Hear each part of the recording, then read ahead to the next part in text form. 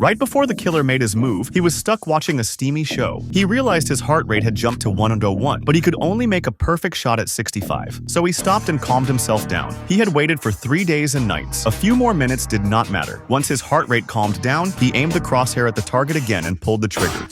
But he accidentally hit the woman. The killer wanted to fire again, but the bodyguard on the other side quickly closed the curtain. So, without wasting a second, he backed out. He quickly took the sniper rifle apart, put on a helmet to cover his face, went downstairs, unlocked the scooter he had rented, and got out just seconds before the cops arrived. On the way out, he tossed the silencer into a nearby drain. To avoid the police, he rode his scooter through the city's back alleys. After the sound of sirens finally faded, he took off his helmet and gloves and casually threw them into the river. He then found a nearby public bathroom, took off his clothes, and washed his body several times with cold water to get rid of any gunpowder traces. In the end, he even gave himself a clean shave. 5 minutes later, he stepped out of the restroom looking totally fresh. Without wasting time, he took a cab to the airport. Before entering, he cleaned his pistol and casually dropped it into a trash can nearby. That's how he got rid of all the evidence. He thought everything would go smoothly from here, but then he saw a police dog standing at the ticket counter. Playing it safe, he turned into the bathroom, washed himself again with some cleaner, and tossed his favorite bracelet. Only then did he make it through security. Right before boarding, he made a quick call to the middleman and explained the mission had failed. The guy on the line was clearly angry. The client was someone important, but for now, he'd just have to smooth things over. Once the call ended, the killer threw away the SIM card and crushed the phone with his foot. Being careful was the only way he had survived this long. After getting on the plane, the killer finally felt calm enough to enjoy a drink, but then he caught a man in sunglasses looking at him, and it instantly raised red flags. He kept watching the guy and noticed the man kept showing up nearby. The more he thought about it, the more it bothered him. So he rebooked his flight for the next day. After checking into the hotel, he ordered some dinner. Right after the waiter left, he locked the door tight, put a glass on the handle, and used a lid to block the door. Still, he didn't feel safe enough to sleep, held a knife in his hand, and sat on the couch with his eyes closed. Thankfully, nothing happened that night. He flew back home without trouble, but just as he was about to reach his house, he noticed some footprints and cigarette butts near the gate. That gave him a bad feeling. He quickly pulled out his gun, climbed over the wall, and ran into the yard. He ran into the house, but found it completely empty. There was a kitchen knife on the floor, covered in blood. The bathroom was a mess, like there had been a serious fight. He called his wife right away, only to learn she had been hurt and was now in the ICU. Her younger brother said a man and a woman broke into the house last night. After hurting her, they got away in a green taxi. Thankfully, his wife made it through surgery. She told him they were clearly after him and that she didn't say a single thing about him. Seeing his wife injured made the man furious. He made up his mind. He would take revenge. Once he left the hospital, he went home and dug up a safe in the backyard. Inside was a bag full of passports and weapons he had prepared long ago. It was time to find out who was really behind this.